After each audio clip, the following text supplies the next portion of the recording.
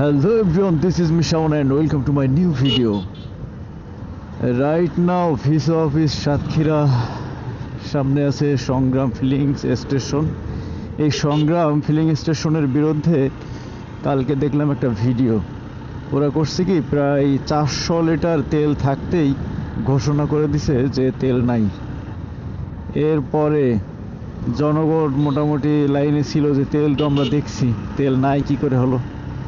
এরপরে ওরা বাইপাসে ড্রামে করে করে দিচ্ছে আর কি, মানে বাইপাস বলতে আপনার পিছন দিক দিয়ে ড্রামে ভরে ভরে তেল করা দিচ্ছিল।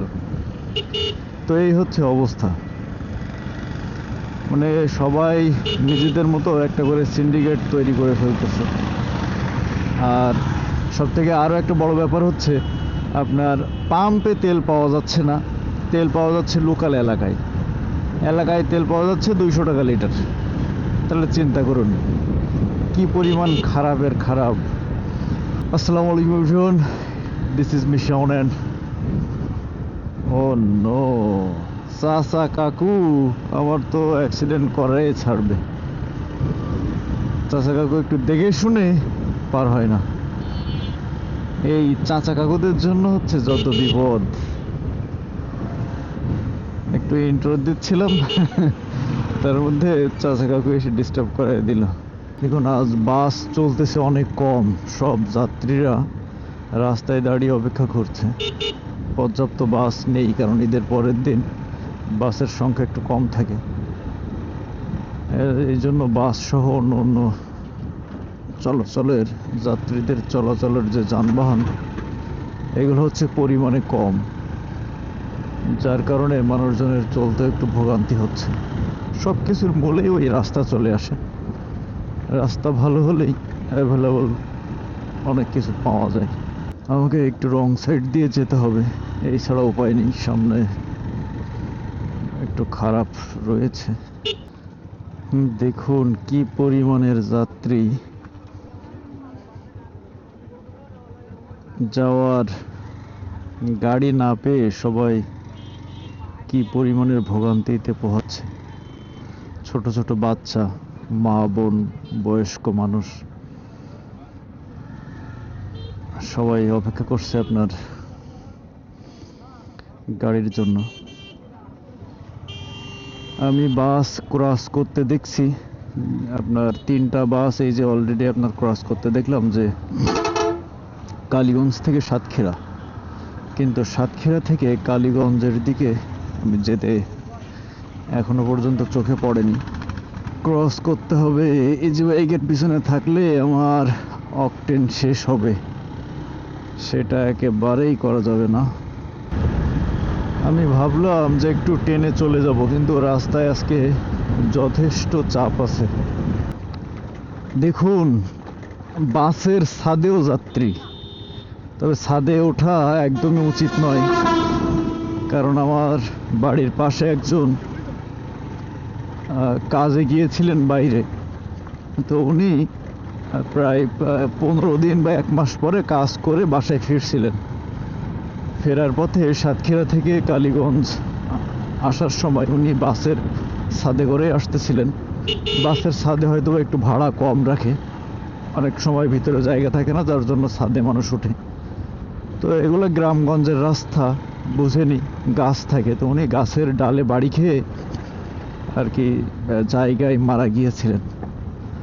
তো এই জন্য এত রিস্ক নেওয়ার কোনো দরকার হয় না, আমার মনে হয় না যে এত রিস্ক নেওয়ার কোনো মানে হয় না, কারণ সময়ের থেকে জীবনের মূল্য অনেক বেশি।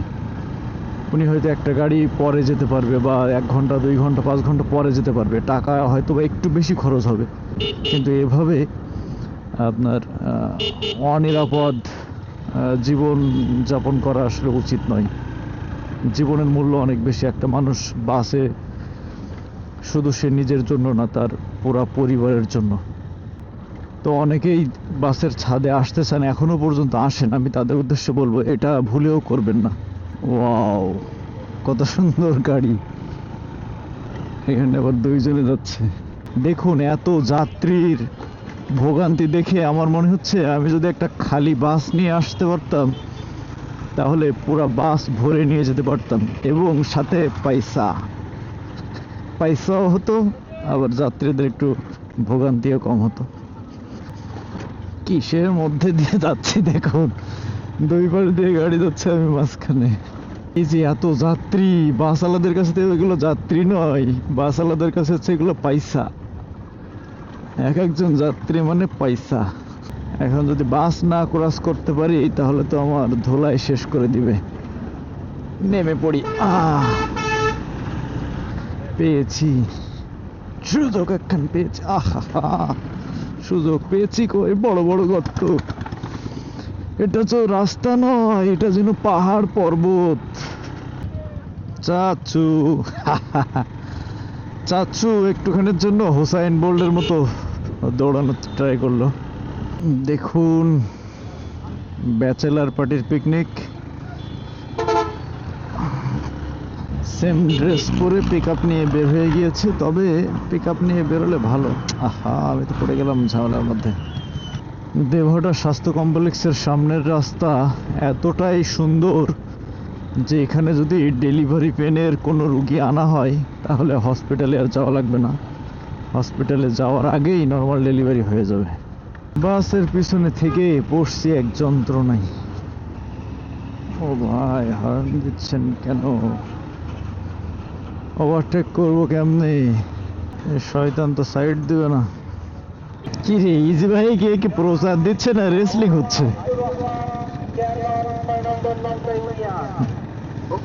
এত দ্রুত প্রচার দিলে কি মানুষের কানে পৌঁছাবে না? প্রধান অতিথির নাম শুনতে শুনতে আর বাকিগুলো কিছু শুনতে পাবে না। গাইজ, এখন আমি আমার মামার জন্য নিয়ে যাচ্ছি ঈদের সেরা উপহার। দেখতে থাকুন, এবারের ঈদের সেরা উপহার আমার মামার জন্য।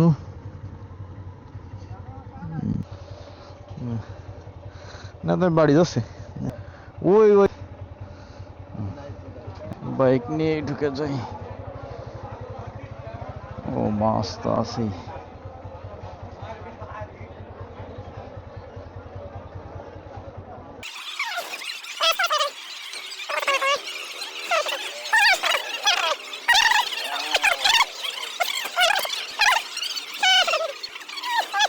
মাছ তো বলবে না, মাছ আছে কই?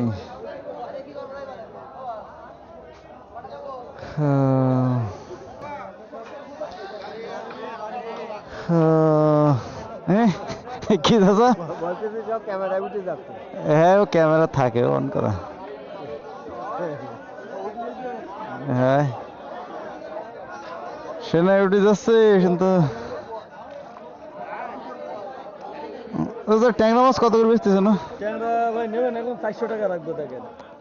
দূর হয়, ঈদের পরের দিন তো মাছ কেনার মতো না, সব দেখতেছি সব কেনার দাম বেশি।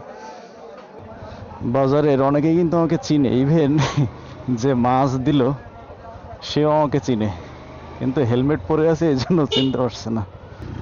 তবে বাজারে ক্যামেরা দেখে বুঝতে পারছে। ওই চাচা আবার জিজ্ঞেস করছে, চাচা বলছে যে ভিডিও হয়ে যাচ্ছে সব। তবে মাছের দাম এখন হচ্ছে বেশি, আসলে এই সময়টা মনে হয় মাছ একটু কম পাওয়া যায়, যার কারণে মাছের দাম একটু বেশি। তেল দিবে?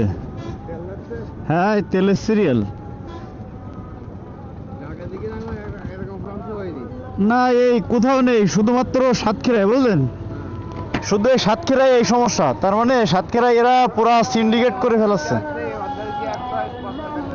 ওই তো, এগুলো হচ্ছে সাতক্ষীরা জেলায় এটা করে ফেলছে। ওরে বাপ রে বাপ, তেলের পাম্প কোথায় আর সিরিয়াল এই।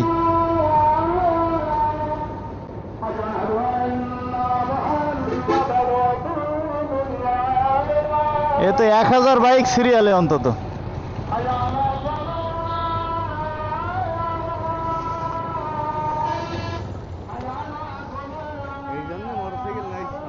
হ্যাঁ, এই দেখেন তেলের খুব খারাপ অবস্থা, পেট্রোল পাওয়া যাচ্ছে না। আমরা অনেক কষ্ট করে ম্যানেজ করছি এগুলা। হ্যাঁ হ্যাঁ, না সব জায়গায় অ্যাভেলেবল। হ্যাঁ, এখন সাতক্ষীরায় সাতক্ষীরায় যে ঝামেলাটা হচ্ছে, মনে করেন যে আপনার এরা লোকালি তেল পাওয়া যাচ্ছে, মানে এই পামপালাদের কাছ থেকে একটু বেশি দাম দিয়ে লোকাল মার্কেটে ওরা কিনে নিচ্ছে, নিয়ে ওরা বেশি দামে বিক্রি করছে।